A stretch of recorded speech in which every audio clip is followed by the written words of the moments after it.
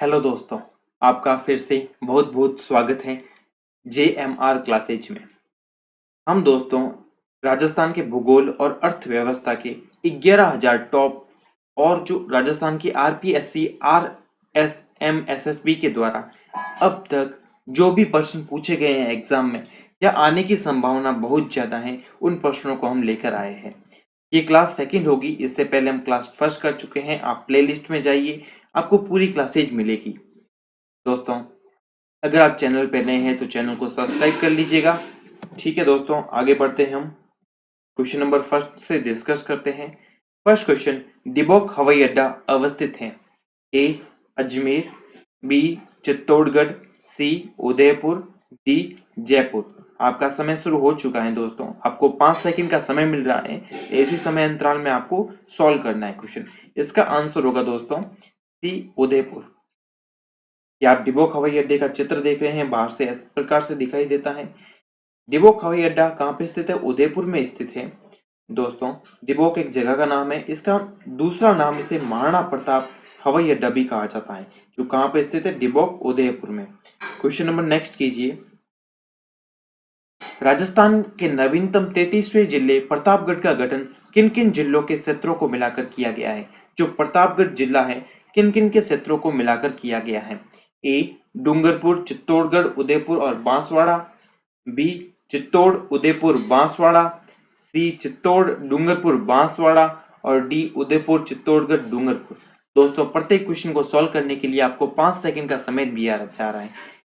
उसी समय अंतराल में आपको खुद का एनालिसिस करते हुए अपनी डायरी में उसका आंसर नोट करना है, फिर अपने आंसर को चेक करना है। अंत में जब क्लास खत्म हो जाए तो आपको अपना स्कोर चेक करना है और कमेंट में मुझे बताना है कि आपको कितने आउट ऑफ 50 कितने क्वेश्चन आपने सही किए। ठीक है दोस्तों, आप नक्शे में देख पा रहे हैं कि इसको आपको मैं समय देता हूँ। सुबह शुरू हो चुका है आपका। आप मैप की सहायता से भी इसे कर सकते हैं। ठीक है दोस्तों, मैप देखिए। आप मैप में आप देख रहे हैं कि ये रहा चित्तौड़गढ़। ठीक है, प्रतापगढ़ बना चित्तौड़गढ़ से कटता थोड़ा सा, फिर उदयपुर और फिर बांसवाड़ा। डूंगरपुर का नाम इसमें नहीं आता, तो डूंगरपुर है जहाँ पे वो आप काट दीजिए। ये कट गया, ये कट गया और ये भी कट गया। तो ऑप्शन नंबर बी हो गया आपका सही। क्या हो गया? बी, चित्तौड़गढ़, उदयपुर और बांसवाड़ा। क्वेश्चन नंबर 3, रेडक्लिफ रेखा का विस्तार राजस्थान में कहां से कहां तक है? ऑप्शन ए हिंदू मलकोट गंगानगर से बाघासर बाड़मेर तक, ऑप्शन बी कोणागांव गंगानगर से शाहगढ़ जालोर तक, ऑप्शन सी हिंदू मलकोट गंगानगर से शाहगढ़ जालोर तक और डी कोणागांव गंगानगर से बाघासर बाड़मेर तक। आपका समय शुरू हो रहा है दोस्तों। बताइए दोस्तों, क्या होगा इसका आंसर? मैप की सहायता से आप क्वेश्चन को बता सकते हैं। क्या हो गया इसका आंसर? हिंदुमल कोट गंगानगर से बाकासर बाड़मेर तक। तो ये यहाँ से शुरू होती है हिंदुमल पाकिस्तान के साथ में रेड क्लिफ रेखा, और ये बाकासर बाड़मेर तक चलती है। 1070 किलोमीटर राजस्थान की अंतर्राष्ट्रीय सीमा की लंबाई है। पाकिस्तान के 9 जिले राजस्थान के 4 जिलों के साथ में सीमा बनाते हैं। क्वेश्चन नंबर नेक्स्ट कीजिए। Question number 4।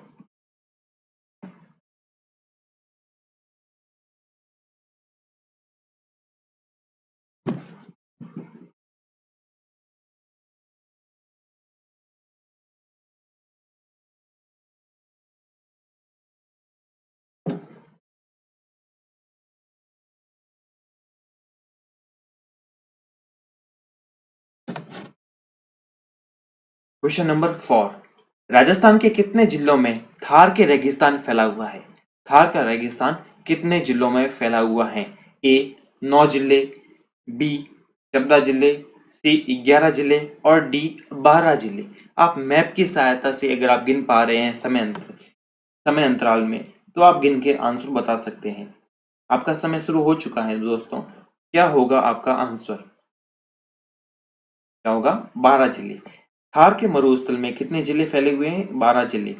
कौन कौन से जिले हैं ये 12 जिले? किसने बताए? राजस्थान के कृषि आयोग, राष्ट्रीय कृषि आयोग ने राज्य के 12 जिलों को थार के रेगिस्तान में फैला हुआ पाया।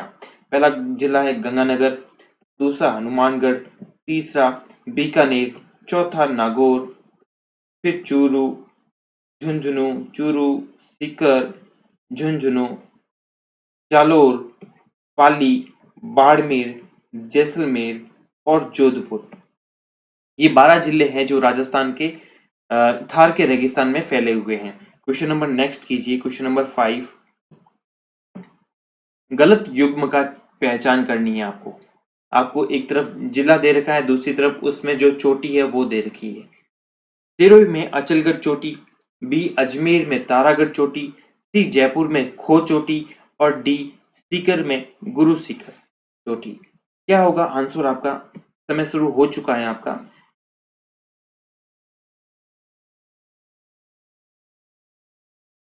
Option D.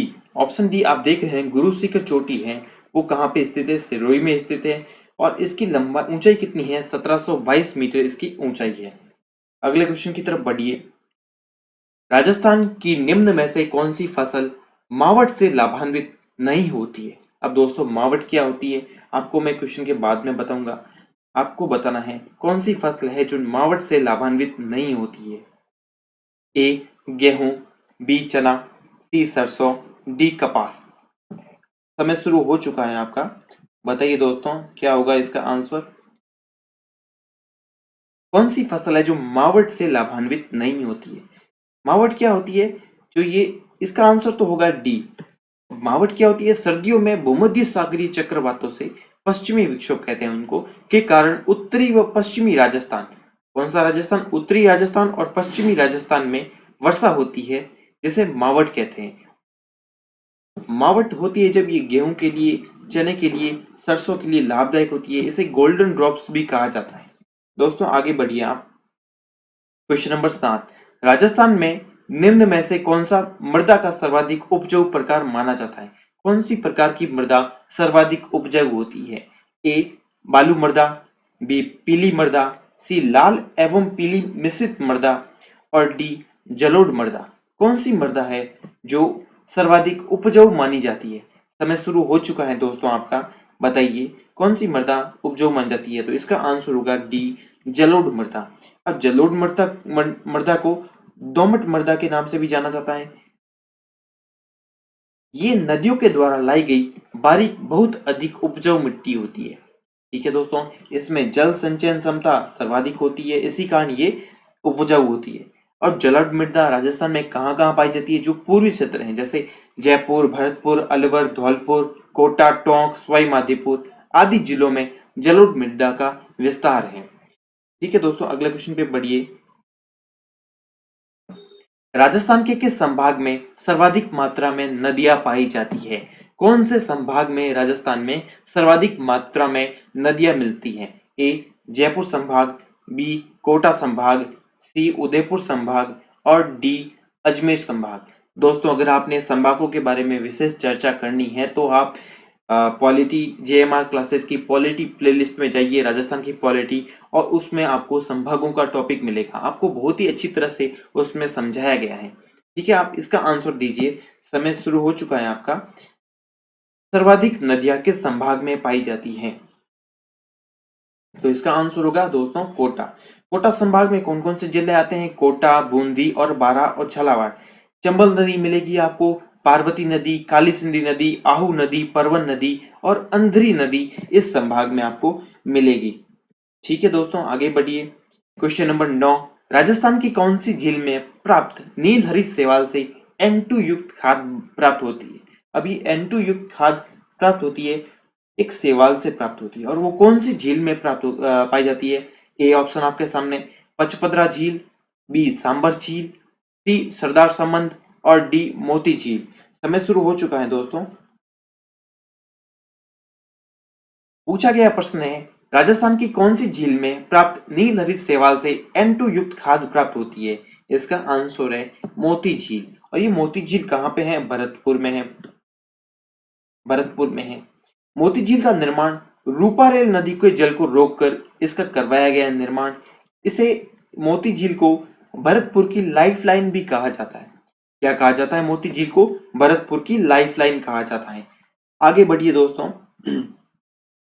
दोस्तों मैं आपको ज्यादा डिटेल से तो नहीं समझा सकता क्योंकि टाइम लिमिट होने के कारण। आपको कम समय में मुझे 11,000 क्वेश्चन को मेरे को सॉल्व करवाना है, इसलिए आपको मैं शॉर्ट में थोड़ा समझाते चला जाऊंगा।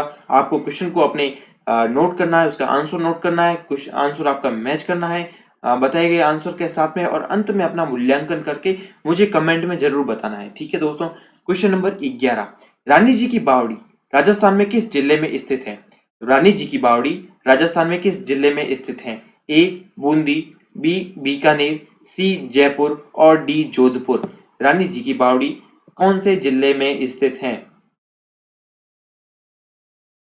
क्या होगा इसका आंसर दोस्तों? बूंदी जिले में। अब इस रानी जी की बावड़ी का निर्माण किसने करवाया? राजा अनिरुद्ध सिंह की विधवा रानी नाथावती ने 1699 ईस्वी में इसका निर्माण करवाया।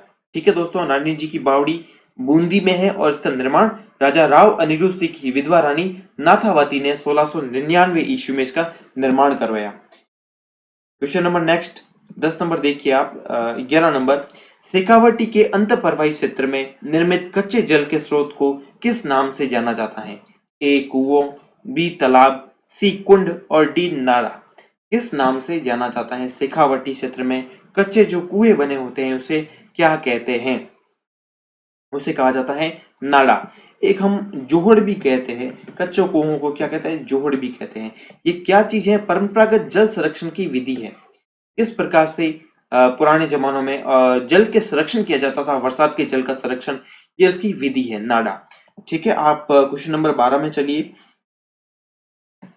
राजस्थान का कौन सा वृक्ष जंगल की ज्वाला के नाम से जाना जाता है? राजस्थान का कौन सा वृक्ष जंगल की ज्वाला के नाम से जाना जाता है? ए खेजड़ी, बी नीम, सी प्लास और डी पारस पीपल।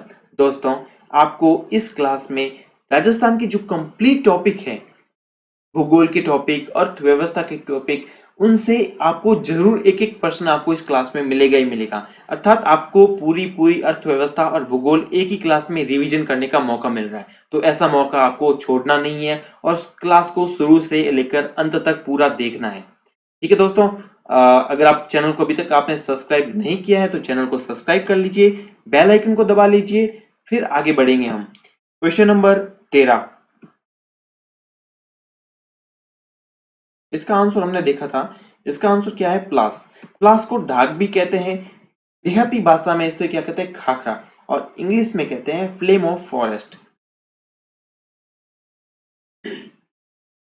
क्वेश्चन नंबर 13 आपके सामने है, राष्ट्रीय मरु उद्यान। क्वेश्चन नंबर 13, राष्ट्रीय मरु उद्यान किन जिलों में फैला हुआ है? ए जैसलमेर और बाड़मेर, बी जैसलमेर और बीकानेर, सी जोधपुर और जैसलमेर, डी जोधपुर और बाड़मेर। समय शुरू हो चुका है दोस्तों आपका। दोस्तों, जब भी ऐसे क्वेश्चन पूछे जाते हैं तो मैप को अपने दिमाग में लाइए, राजस्थान के मैप को अपने दिमाग में लाइए और क्वेश्चन का आंसर दीजिए। इस क्वेश्चन का आंसर है ए जैसलमेर और बाड़मेर। 3162 वर्ग किलोमीटर में ये पूरा पूरा राष्ट्रीय मरु उद्यान फैला हुआ है। इसकी स्थापना 8 मई 1981 को की गई थी। कब की गई? 8 मई 1981। अब जैसलमेर में 1900 वर्ग किलोमीटर है, जबकि बाड़मेर में 1262 वर्ग किलोमीटर ये फैला हुआ है। क्वेश्चन नंबर नेक्स्ट कीजिए आप। क्वेश्चन नंबर 14, बेजड़ा क्या है? बेजड़ा किसे कहते हैं? ए ये धान की फसल है, बी विशिष्ट प्रकार का गोटा है, सी पान की खेती को बेजड़ा कहा जाता है, या डी विवाह की एक रस्म है। क्या है? विवाह की एक रस्म है। क्या होगा आपका आंसर दोस्तों? बताइए, सिंपल क्वेश्चन है, बताइए आंसर क्या होगा इसका? ये एक पान की खेती है। अब देखिए दोस्तों, ये कहां पर की जाती है? करौली और सवाई माधोपुर क्षेत्र में पान की खेती में घास फूस के छपरे बनाए जाते हैं, जिन्हें बेजड़ा कहा जाता है। ये करौली और सवाई माधोपुर क्षेत्र में मिलेंगे आपको। एक पान की खेती के लिए घास फूस के छपरे बनाए जाते हैं, जिन्हें बेजड़ा कहा जाता है। आगे बढ़िए दोस्तों, समय बहुत शॉर्ट है, आपको जल्दी से जल्दी इन 50 क्वेश्चनों को सॉल्व करना है। ठीक है दोस्तों, 15 नंबर क्वेश्चन, राजस्थान में गधों का मेला कहाँ लगता है? राजस्थान में गधों का मेला कहाँ लगता है? ए जयपुर, बी भरतपुर, सी कोटा, डी टोंक। राजस्थान में गधों का मेला कहाँ लगता है? बताइए दोस्तों।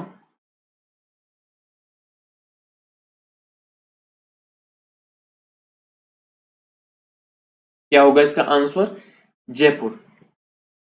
सांगानेर पंचायत समिति का लूणियावास ग्राम में ये मेला लगता है, गधों का मेला। लूणियावास ग्राम में गधों का मेला लगता है। और कब लगता है? दशहरा के दिन ये मेला लगता है। क्वेश्चन नंबर नेक्स्ट,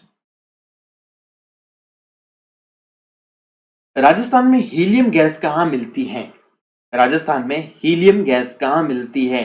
ए गोटारू जैसलमेर, बी कोलायत बीकानेर, सी अलवर और डी अजमेर।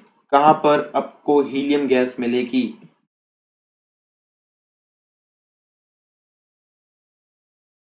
क्या होगा इसका आंसर? ए गोटारू जैसलमेर। तो ये यहाँ पर गैस और प्राकृतिक पेट्रोलियम के भंडार मिले हैं। तो यहाँ पर आप हीलियम गैस भी मिलेगी आपको, पेट्रोलियम पदार्थ भी मिलेंगे।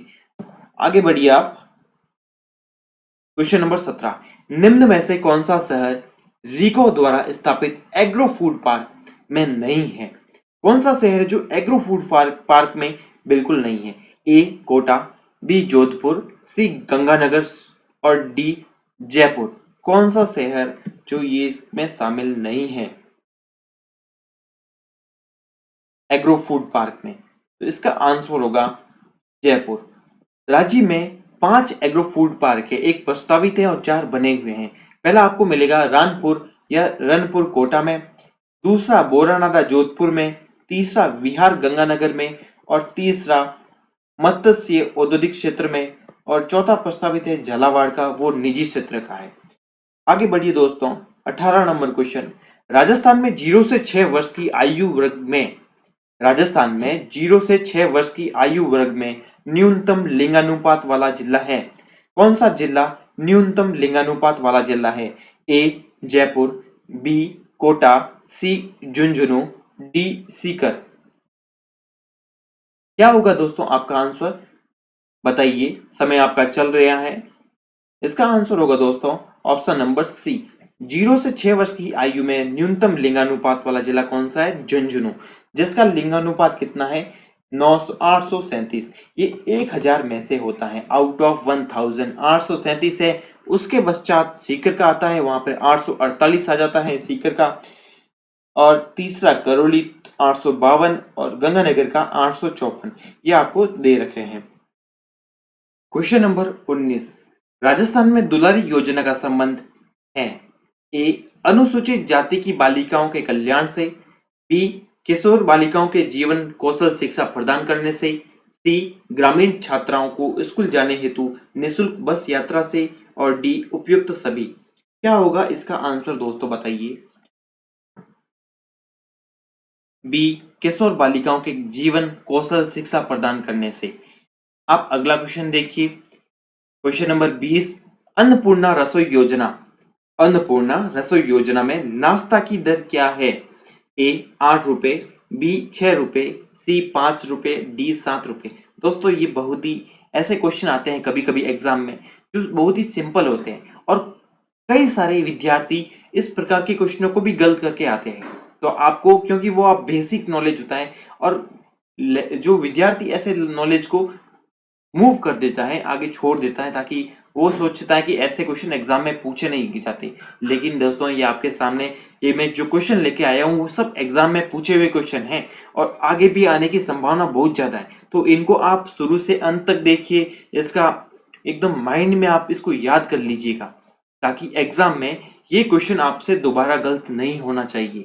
क्वेश्चन नंबर 20 है, आपको समय दिया जाता है, इसका आंसर बताइए। इसका आंसर क्या होगा दोस्तों? अन्नपूर्णा रसोई योजना में नाश्ता की दर क्या है? इसकी दर है 5 रुपए। 5 रुपए में नाश्ता दिया जाता है। अब ये योजना कब शुरू की गई थी? 16 अक्टूबर 2017 को ये योजना अन्नपूर्णा रसोई योजना शुरू की गई थी। किसने की थी? वसुंधरा राजे सरकार ने इस योजना को शुरू किया था।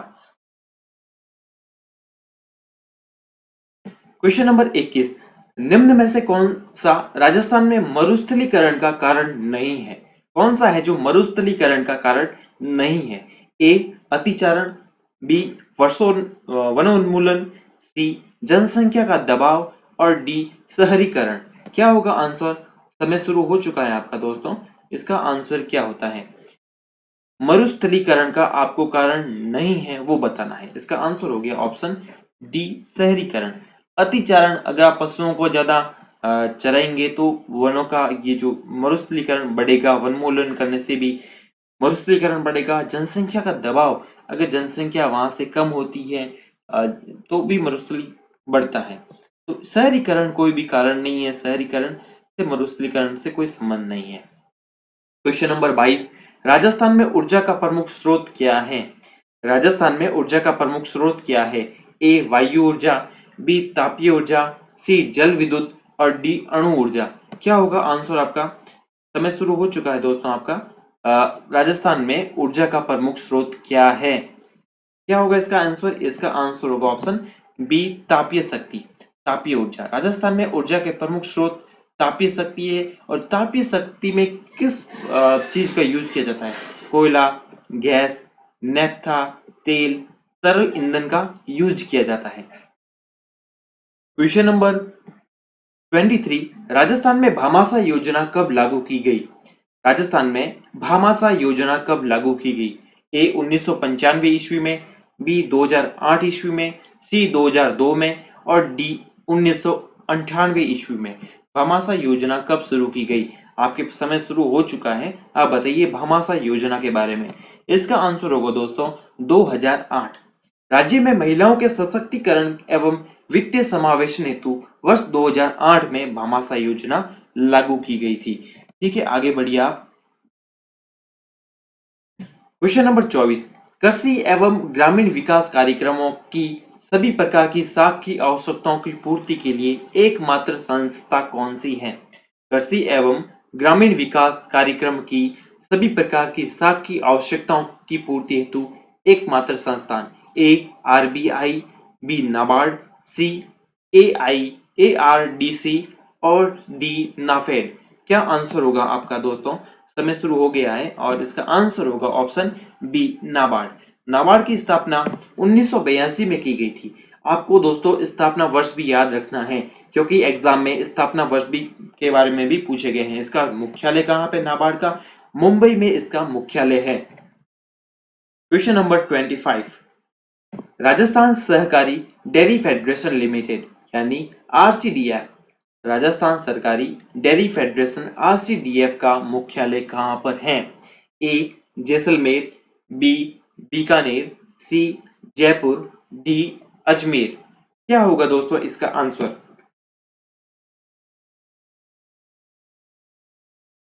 इसका आंसर होगा ऑप्शन नंबर सी जयपुर में। इसकी स्थापना कब की गई? 1977 में। आरसीडीएफ की स्थापना 1977 में की गई।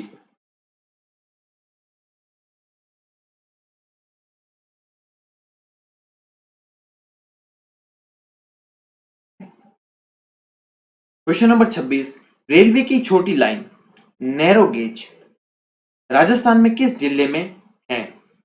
रेलवे की छोटी लाइन नैरो गेज राजस्थान के किस जिले में है? ए अलवर, बी धौलपुर, सी डूंगरपुर, डी उदयपुर। बताइए दोस्तों कहां पर ये स्थित है? आपका समय शुरू हो चुका है। क्या होगा इसका answer? Option B narrow gauge केवल धौलपुर जिले में ही स्थित है। क्वेश्चन नंबर 27, राजस्थान के किस स्मारक को भारतीय मूर्ति कला का विश्वकोश कहते हैं? राजस्थान के किस स्मारक को भारतीय मूर्ति कला का विश्वकोश कहते हैं? ए विजय स्तंभ को, बी जैन कीर्ति स्तंभ को, सी दिलवाड़ा जैन मंदिर को और डी नौगांव के जैन मंदिर को। किसको कहा जाता है? समय शुरू हो चुका है दोस्तों आपका। इस स्मारक को भारतीय मूर्ति कला का विश्वकोश कहते हैं। इसका आंसर होगा दोस्तों विजय स्तंभ को कहा जाता है। अगला क्वेश्चन कीजिए आप। अगले क्वेश्चन है 28 नंबर। राजस्थान का पूर्व से पश्चिम सीमा तक विस्तार कितने किलोमीटर है? राजस्थान का पूर्व से पश्चिम सीमा तक विस्तार कितने किलोमीटर है? ए 869 किलोमीटर, बी 826 किलोमीटर, सी 849 किलोमीटर, डी 879 किलोमीटर। क्या होगा दोस्तों इसका आंसर? समय शुरू हो चुका है आपका। साधारण प्रश्न है, आपको ये तो आता ही होगा क्योंकि ऐसे एग्जाम में गलत करते हैं बहुत सारे स्टूडेंट। 869 किलोमीटर। आप मैप में देख रहे हैं उत्तर से दक्षिण की तरफ विस्तार कितना है 826, जबकि पूर्व से पश्चिम की तरफ विस्तार कितना है 869 किलोमीटर है। ठीक है, आगे बढ़िए आप। राजस्थान का क्षेत्रफल भारत के कुल भौगोलिक क्षेत्रफल का कितना प्रतिशत है? राजस्थान का क्षेत्रफल भारत के कुल भौगोलिक क्षेत्रफल का कितना प्रतिशत है?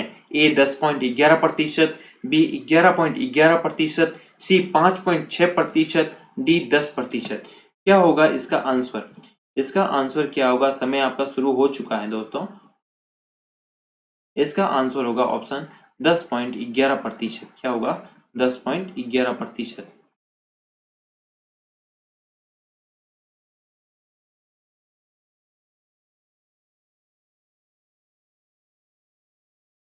Question number 30।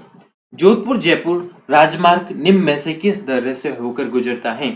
जोधपुर से जयपुर आप जाते हैं कभी, या जयपुर से जोधपुर आते हैं, तो आप किस दर्रे से होकर गुजरते हैं? ए हाथीनाल दर्रा, बी सोमेश्वर दर्रा, सी केवड़ा की नाल, और डी बर दर्रा। क्या होगा आपका आंसर? आपको समय दिया जाता है दोस्तों। समय आपका शुरू हो चुका है और बताना है आपको जोधपुर जयपुर राजमार्ग के बारे में। बर दर्रा आप पार करके जोधपुर से जयपुर की तरफ बढ़ते हैं। याद रहेगा आपको, बर दर्रा। क्वेश्चन नंबर 30 के बाद में 31। राजस्थान के किस भौतिक विभाग में सिंचाई हेतु मुख्यतः कुओं और नलकूपों से होती है सिंचाई वहां पर? ए दक्षिणी पूर्वी पठारी प्रदेश, जो ये आप देख रहे हैं इस मैप में, दक्षिणी पूर्वी पठारी प्रदेश, पूर्वी मैदानी प्रदेश, मध्यवर्ती पर्वतीय प्रदेश, या जो उत्तर पश्चिमी मरुस्थलीय क्षेत्र। कुओं और नलकूपों से सिंचाई कौन से भौतिक प्रदेश में होती है? राजस्थान को 4 भौतिक प्रदेशों में बांटा गया है। आपके सामने मैप दे रखा है, आपको बताना है क्या होगा आपका आंसर। इसका आंसर होगा दोस्तों ऑप्शन नंबर बी पूर्वी मैदानी भाग। ये पूर्वी मैदानी भाग है, यहाँ पर किससे सिंचाई होती है? यहाँ सिंचाई होती है कुओं और नलकूपों से। ठीक है दोस्तों, आगे बढ़िए। राजस्थान में मानसून के प्रत्यावर्तन का समय क्या है? अर्थात लौटते हुए मानसून का समय क्या है? एक तरफ तो मानसून आता है, दूसरी तरफ उसके मानसून के वापस जाता है। जब जब राजस्थान में मावठ वर्षा होती है तो उसका काल बताना है, उसकी अवधि बतानी है। ए जून से जुलाई, बी नवंबर और दिसंबर, सी अक्टूबर से मध्य नवंबर, डी जून और जुलाई। क्या होगा दोस्तों आपका आंसर? इसका समय शुरू हो चुका है। राजस्थान में मानसून के प्रत्यावर्तन का समय क्या है? क्या होगा आंसर इसका? अक्टूबर से मध्य नवंबर। अक्टूबर से मध्य नवंबर इसका आंसर होगा। अगला क्वेश्चन देखिए। राजस्थान में मिट्टी का वायु अपरदन सर्वाधिक किस क्षेत्र में होता है? अगर मैं आपसे पूछूं कि राजस्थान में मिट्टी का अपरदन किस कारण होता है सर्वाधिक, तो उसका आंसर भी है वायु अपरदन। राजस्थान में जो मिट्टी का अपरदन होता है वायु अपरदन से सर्वाधिक होता है। बस, परंतु आपको इस क्वेश्चन में ऐसा पूछा गया है कि वायु अपरदन किस क्षेत्र में सर्वाधिक होता है? ए दक्षिण पश्चिम भाग में, बी दक्षिण पूर्व भाग में, सी उत्तर पूर्वी भाग में, और डी उत्तर पश्चिम या पश्चिमी भाग में। क्या होगा आपका आंसर? तो इसका आंसर के बताने के लिए आपको समय दिया जाता है। समय शुरू हो चुका है आपका।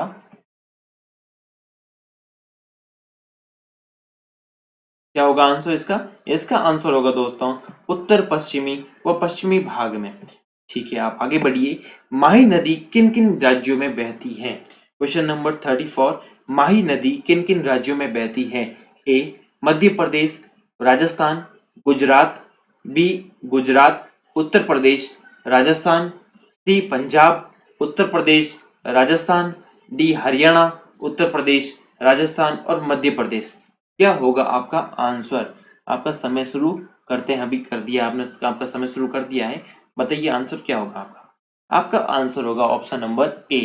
तो आप माही नदी, ये माही नदी देख रहे हैं जो ब्लू लाइन में है, ये मध्य प्रदेश से शुरू होती हुई राजस्थान में आती है, फिर ये गुजरात में खंबात की खाड़ी में अंतर मिल जाती है।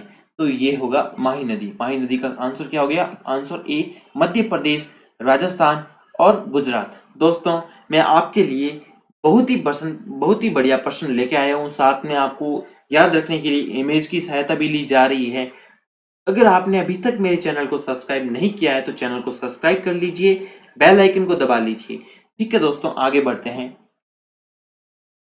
वह नदी कौन सी है जो केवल एक ही जिले में बहती है? राजस्थान की वह नदी कौन सी है जो केवल एक ही जिले में बहती है? ए कांतली, बी सागी, सी कांकनी, डी कुन्नू। कौन सी नदी है? समय शुरू हो चुका है आपका दोस्तों। क्या होगा आंसर इसका? कौन सी नदी है केवल एक ही जिले में बहती है? इसका आंसर हो गया ऑप्शन नंबर सी, कांकनी नदी। कांकनी नदी केवल जैसलमेर जिले में ही बहती है। जैसलमेर जिले में बहती है। जो जैसलमेर जिला इस प्रकार से है तो उसमें एक कांतली नदी बहती है और वो केवल जैसलमेर में बहती है और जैसलमेर में खत्म हो जाती है। Question number 36। राजस्थान में निम्न में से कौन सी झील मीठे पानी की नहीं है? कौन सी झील है जो मीठे पानी की नहीं है, खारे पानी की झील है? ए सिलीशेट झील, बी फॉय सागर झील, डी सी और जैसमंद झील, डी पचपदरा झील। कौन सी झील है जो मीठे पानी की झील नहीं है? समय शुरू करते हैं दोस्तों, आपका समय शुरू हो चुका है। क्या आंसर होगा आपका? इसका आंसर होगा दोस्तों पचपदरा झील। ये पचपदरा झील कहाँ मिलेगी आपको? बालोतरा बाड़मेर में। बाड़मेर में स्थित खारे पानी की झील है ये। सिलीसेट झील कहाँ मिलेगी? अलवर, फॉयसागर अजमेर में, जयसमंद उदयपुर में। Question number 37। राजस्थान में सबसे कम क्षेत्र में फैले वन कौन से हैं? ये दोस्तों प्रशासनिक दृष्टि से वनों का वर्गीकरण का क्वेश्चन पूछ लिया आपसे, तो आपको बताना है प्रशासनिक दृष्टि से सबसे कम क्षेत्र में फैले कौन से वन हैं? ए रक्षित वन, जिसका दूसरा नाम है संरक्षित वन भी कहते हैं इनको, बी आरक्षित वन, सी अवर्गीकृत वन और डी ढौक वन। समय शुरू करते हैं दोस्तों आपका। ये समय शुरू हो चुका है, आपको जल्दी बताइए। समय की सीमा बहुत कम है, हमें हमारे पास हमको पूरा टारगेट करना है 11,000 प्रश्न का। तो आप जल्दी से आपका आंसर नोट कीजिए और मुझे बताइए। इसका आंसर होगा ऑप्शन सी, अवर्गीकृत वन। अवर्गीकृत वन राजस्थान में कितने हैं? 6.25% है। रक्षित वन या जिसे संरक्षित वन भी कहा जाता है 55.64% राजस्थान में है, जबकि आरक्षित वन जिसे रिजर्व फॉरेस्ट भी कहा जाता है 38.11% है। दोस्तों सीधा के सीधा ये एग्जाम में पूछा जाता है, छप जाता है परसेंटेज बेस पे कि आरक्षित वन का कितना प्रतिशत है, संरक्षित वन का कितना प्रतिशत है, अवर्गीकृत वन का कितना प्रतिशत है। आपको ये आंकड़े मैं आपके लिए साथ में लेके आया हूं क्योंकि आप इसको याद कर सकें। ठीक है, आगे बढ़िए। राज्य की पहली एडवांस मिल्क टेस्टिंग व रिसर्च लैब कहां शुरू की गई?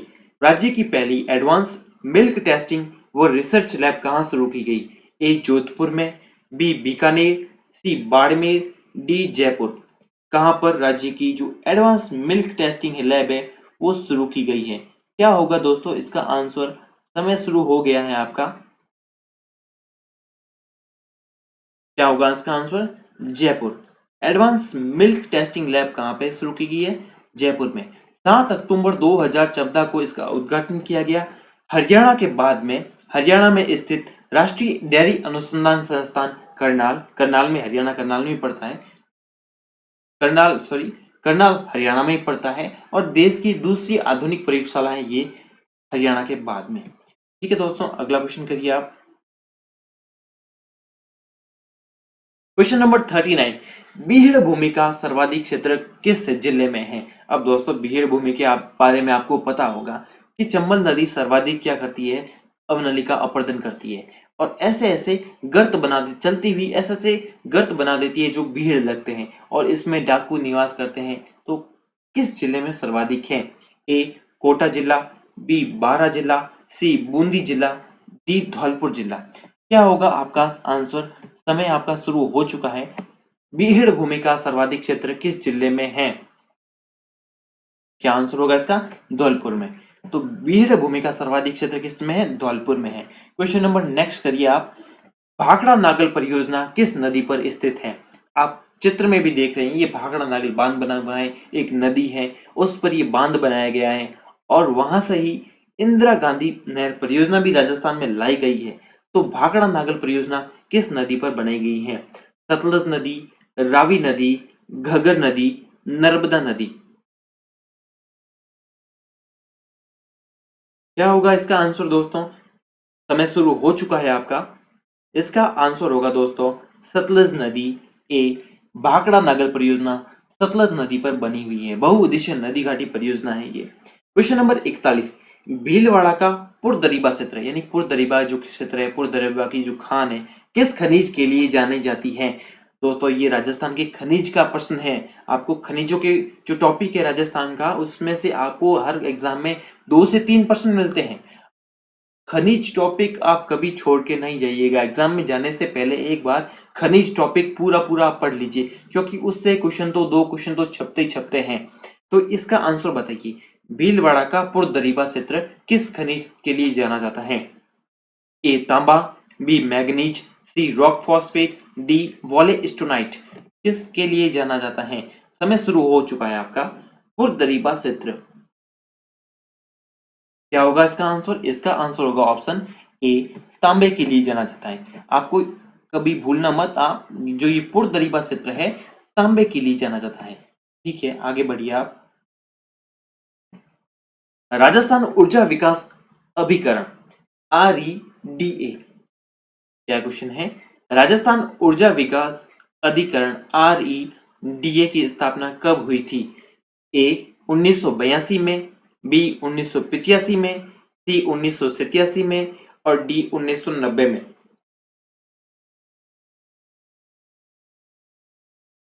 क्या होगा दोस्तों इसका आंसर? राजस्थान ऊर्जा विकास अभिकरण की स्थापना कब की गई? इसका आंसर होगा दोस्तों साधारण सा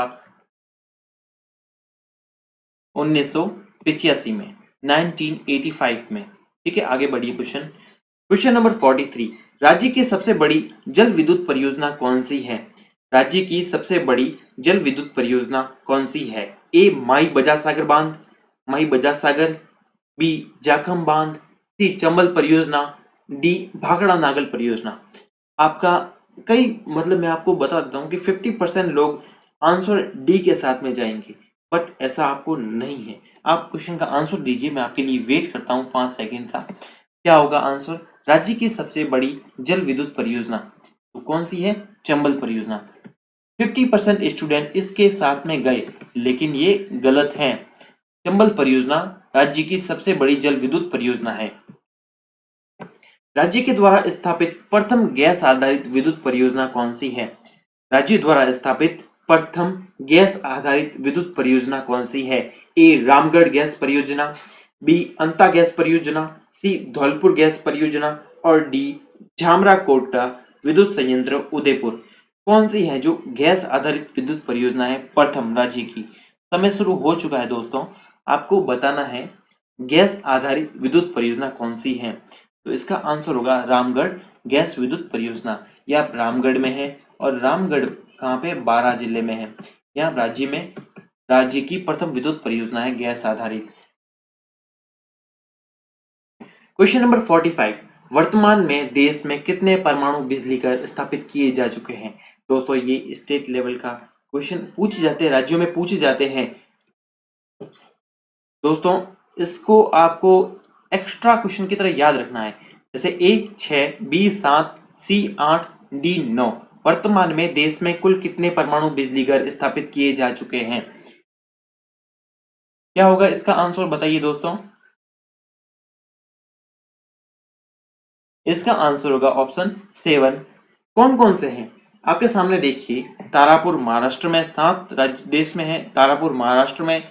रावत भाटा जो इंपॉर्टेंट है राज्य के लिए अपने, रावत भाटा है राजस्थान में। तमिलनाडु में कलपक्कम, नरोरा आंध्र प्रदेश में, काकरापार गुजरात में, केगा कर्नाटक में और कुंडनकुलम तमिलनाडु में। क्वेश्चन अगला कीजिए आप। 46, सफेद सीमेंट बनाने वाली राज्य की पहली फैक्ट्री सन 1984 में कहां पर स्थापित की गई?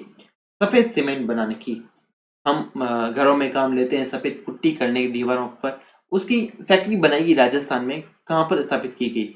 ए रिंगस जयपुर में, बी ब्यावर अजमेर में, सी गोटन नागौर में और डी केकड़ी अजमेर में। क्या होगा आपका आंसर दोस्तों? समय शुरू हो चुका है और समय खत्म भी हो गया है आपका। तो अगर आपको लगे किसी क्वेश्चन में आपको समय पर्याप्त नहीं मिल रहा है तो आप उसको वीडियो को पॉज कीजिए, अपना पर्याप्त समय लीजिए और आंसर दीजिए, क्योंकि मुझे दोस्तों आपको ये 11,000 प्रश्न पूरे के पूरे मुझे कम समय में आपको करवाने हैं। साथ में हर क्वेश्चन का एक्सप्लेनेशन भी आपको देना है ताकि एक क्वेश्चन के साथ में आपके 5 क्वेश्चन और तैयार हो सके। ठीक है, इसका आंसर होगा दोस्तों गोटन नागौर। क्वेश्चन नंबर 47, समझौता एक्सप्रेस ट्रेन किन दो देशों के मध्य चलती है? समझौता एक्सप्रेस ट्रेन किन दो देशों के मध्य चलती है? ए नेपाल और भारत, बी भारत और पाकिस्तान, सी बांग्लादेश और भारत, डी म्यांमार और बांग्लादेश। क्या होगा इसका आंसर? इसका आंसर दोस्तों क्या होगा बताइए जल्दी से। इसका आंसर होगा दोस्तों भारत और पाकिस्तान के मध्य ये ट्रेन चलती है, समझौता एक्सप्रेस। क्वेश्चन नंबर नेक्स्ट कीजिए 48, राजस्थान में सर्वाधिक पर्यटक किन स्थलों को देखने आते हैं? राजस्थान बहुत ही अच्छा राज्य है। यहाँ पे विभिन्न पर्यटन स्थल है, बहुत सारे पर्यटन स्थल है। तो कौन से पर्यटन स्थलों को देखने के लिए विदेशी पर्यटक या देसी पर्यटक आते हैं? प्राकृतिक स्थल, बी वन्य जीव संरक्षण स्थल, सी ऐतिहासिक स्थल, डी सांस्कृतिक स्थल।